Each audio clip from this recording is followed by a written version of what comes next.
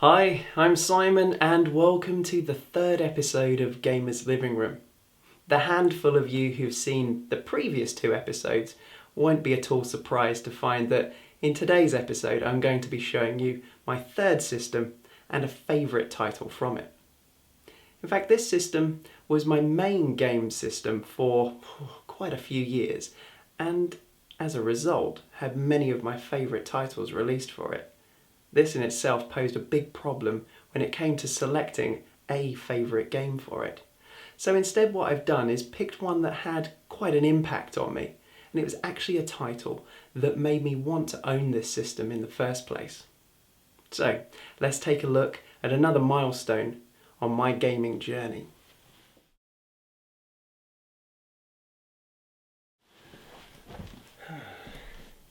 Now, this machine was one that I had watched in envy as other friends of mine had been bought them for birthdays and Christmas presents.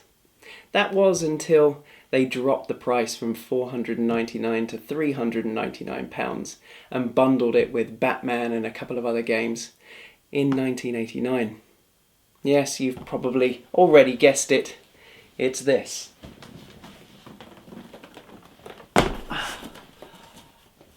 The Commodore Amiga Model 500.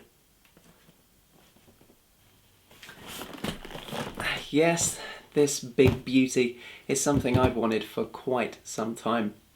I'd at first drooled over the pictures I saw of it in magazines, and then sat staring in amazement from the corner of my friends' bedrooms as I watched them play on it, patiently waiting to have a go myself. At the time of its release in 1987, I was blissfully unaware of how this machine could have quite easily ended up being Atari's entry into the 16-bit home computer market. Amiga, or Hi-Toro as it was originally known, was a project started by Dave Morris and later joined by Jay Miner and a few of his colleagues who left Atari in 1982 to set up their own computer company after a fallout with the upper management. They initially started work on a new games console, codenamed Lorraine, which was based around Motorola's 68000 processor. However, they soon altered their plan and switched development to a high-end home computer instead, thanks to the video game crash of 1983. In an attempt to secure much-needed capital, Miner approached his old company and managed to broker a deal that provided the investment needed to complete the Lorraine project. This $500,000 deal gave Amiga the opportunity, an extra month really, to finalise their deal with Atari, or they would have to pay all of the money back that they borrowed or risk losing the Amiga architecture. Around this same time, Atari were starting to hemorrhage cash and were scrambling around to find a much-needed buyer. Concurrently, over at Commodore, they gave their president, Jack Tramiel, the boot, and he quickly set up a holding company and started scouring the computer world to find a suitable company to buy that had the means for manufacturing and distributing the next generation of computer. Now, Atari fit the bill and he was quick to purchase the company. He was fully aware of the deal between Atari and Amiga, and he wanted to acquire that chipset for a next generation machine. But he wasn't interested in the development team that came with it. Now, obviously, this wasn't the kind of deal that interested Miner and his friends, and they were very lucky because Commodore stepped in at the last moment and acquired Amiga at $4.25 a share, which gave them more than enough money to pay back Atari, and they were brought under Commodore's financially protective wing. Now, the idea of having the power of the Amiga within the case of an Atari ST is a somewhat attractive idea to me. Now, don't get me wrong, I do really like the design of the Amiga, but there's just something about the aesthetics of the Atari ST that's more appealing. It's the diamond-shaped function buttons and the grey colour of the case that really appeal to me. In fact, the Atari ST was the machine that I wanted first. But I'm kind of glad now that my parents couldn't afford one, and they made me wait until Commodore released an Amiga that fell within their budget. Although a lot of the same titles were available for both machines, it was almost instantly clear that the Amiga was the more powerful platform and therefore the better games machine. After all I was really interested in this machine for was its gaming abilities. I did, however, state the case for it as a effective and useful home computer in the way of justifying the need of having this sitting next to my Sega Master System at home. And I must have stated this case pretty well, because my parents and other relatives clubbed together to make sure that I had enough money to get it at the Earls Court Computer Show in 1989, as it was a joint birthday and Christmas present. Unfortunately, like the Sega Master System in the previous episode, this isn't actually my original unit. I sold mine to the boy next door when I upgraded to the A1200.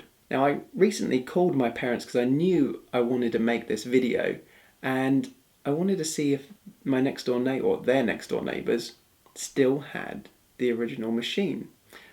So my dad went and spoke to the lady next door, and she said, yeah, it's up in the loft somewhere. You're more than welcome to it because we haven't used it in years. Now, as you can imagine, I was over the moon at the thought of getting my old Amiga back. That was, however, until the next day, when my dad called me back and told me he'd spoke to the lady's husband, and he informed my dad that only a couple of months previous he had taken the Amiga and all of its games to the dump. What? How could someone throw away such a fantastic machine? Actually, to be honest, I was in total shock at the time because I thought it was the A1200 that I'd sold to them. Turns out I later realised that I'd sold it to a different friend who has still got the machine to this day and actually loves it even more than I did.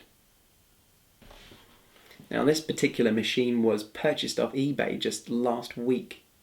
And as you saw, the box is not too tatty. Comes with the polystyrene and the foam protective part for the power supply. And it's in pretty good condition, so I'm really happy with it. I could have got a cheaper one. I looked around the car boot sales hoping to find something Amiga related, but didn't. So I went for a buy it now on eBay. It was £45 with £15 delivery charge, which I don't think is too bad. I mean, obviously there are cheaper Amigas out there. You can sometimes snap yourself up a really cheap one at an auction, but they all seem to be of quite varying quality. I bought this from a reputable seller, so I knew what I was getting, and I'm very happy with it. I've tested it already, so we're not going to have another debacle like we did with the first episode and the Acorn Electron. As I mentioned at the beginning of the show, this machine has a ton of great games for it. In fact, it's this plethora of great games that really posed a problem for me when I had to try and choose a favourite from this list of 10 or so games that I feel really passionately about. So instead, I decided to choose something that gave me a visceral reaction and solidified the desire in my mind to get this as my next system. No longer was I content to have my Sega Master System as my main gaming computer. No, after seeing this game, I knew that I had to have a home system that could produce groundbreaking graphics and with breathtaking sound. And this game was effectively everybody's reference disc of the day. It was something that without a doubt proved that the Amiga truly overshadowed its rival, the Atari ST. And that game was Shadow of the Beast. Okay, well, let's hook her up, and I'll talk you through why this game formulated the intransigent desire in my mind that I just had to get a girlfriend. The Commodore Amiga Model 500.